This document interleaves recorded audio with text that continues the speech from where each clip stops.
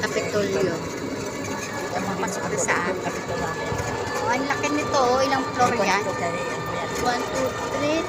Third floor? Malaking pinagbago na doon. Nung muli ko alis dito, wala pa itong mga ito. Wala pa. 5 taon na kung nawala ulit. Yung taon. Subdivision ito. Ano yan yan? Oh, swimming pool. Ba, ayos ah. Oh, ito. Ito na mo, mga building katataas na. 5 taon na ko nawala dito, hindi ko kita silip-silip.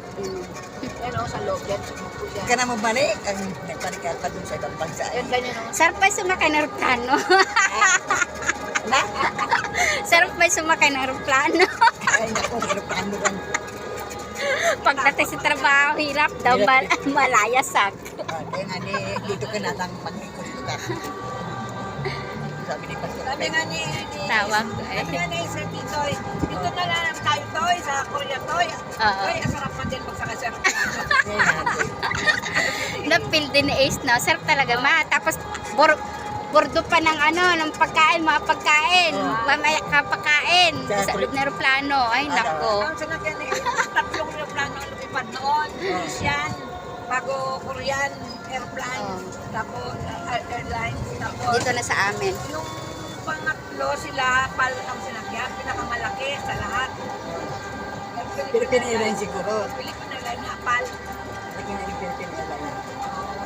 Pinakamalaki ba? Kung gusto ko sumakay ulit ng aeroplano, dyan ako masakay sa Mambura, papuntang Baguio. Aeroplano na rin yun. Kailangan ko sabi mo, doon ka sumakay sa Philippine Airlines. Sabi ko, salamat naman doon siya nilagay. Papuntang Baguio ba? May aeroplano na ay. Ang hirap ba yung magbiyahe ng putol-putol? Kaya sabi ko mag-aeroplano na lang papuntang Baguio. Meron ma, aeroplano ma. Oo.